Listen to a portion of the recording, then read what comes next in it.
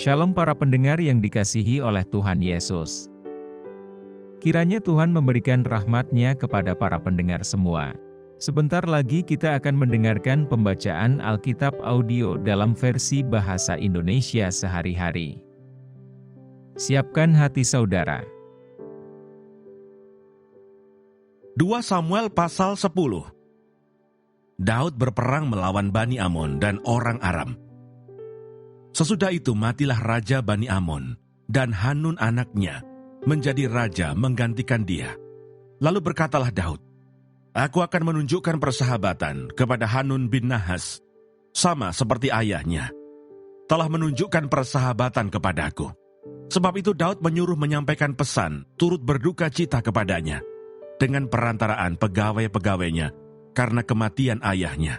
Tetapi ketika pegawai-pegawai Daud sampai ke negeri Bani Amon itu, berkatalah pemuka-pemuka Bani Amon itu kepada Hanun, tuan mereka, "Apakah menurut anggapanmu, Daud hendak menghormati ayahmu, karena ia telah mengutus kepadamu orang-orang yang menyampaikan pesan turut berduka cita? Bukankah dengan maksud untuk menyelidik kota ini, untuk mengintainya dan menghancurkannya? Maka Daud mengutus pegawai-pegawainya itu kepadamu." Lalu Hanun menyuruh menangkap pegawai-pegawai Daud itu. Disuruhnya mencukur setengah dari janggut mereka dan memotong pakaian mereka pada bagian tengah sampai pantat mereka. Kemudian dilepasnya mereka. Hal ini diberitahukan kepada Daud. Lalu disuruhnya orang menemui mereka, sebab orang-orang itu sangat dipermalukan. Raja berkata, "Tinggallah di Yeriko sampai janggutmu itu tumbuh, kemudian datanglah kembali." Setelah dilihat Bani Amon bahwa mereka dibenci Daud, maka Bani Amon itu menyuruh orang menyewa dari orang Aram Bet Rehob dan orang Aram dari Soba, 20.000 orang pasukan berjalan kaki.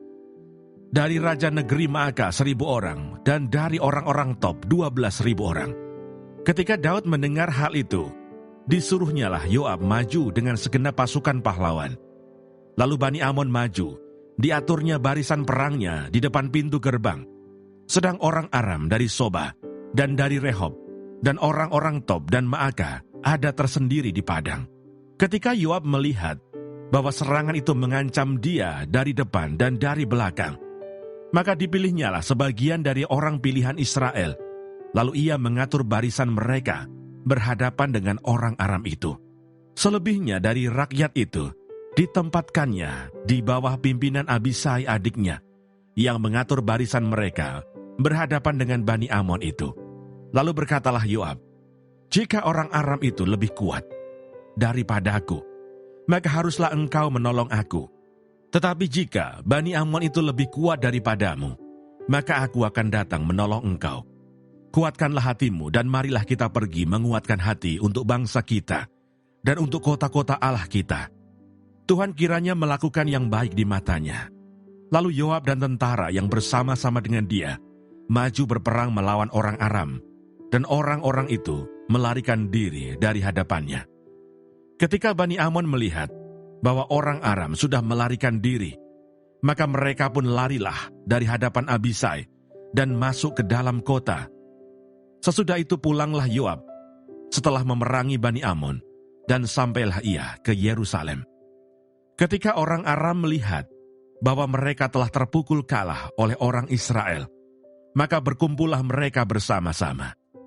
Juga Hadadezer menyuruh orang Aram yang di seberang sungai Efrat maju berperang. Mereka sampai ke Helam di bawah pimpinan Sobah, panglima tentara Hadadezer. Setelah hal itu diberitahukan kepada Daud, maka dikumpulkannya seluruh orang Israel di seberanginya sungai Yordan, lalu sampai ke Helam. Orang Aram mengatur barisannya berhadapan dengan Daud dan bertempur melawan dia.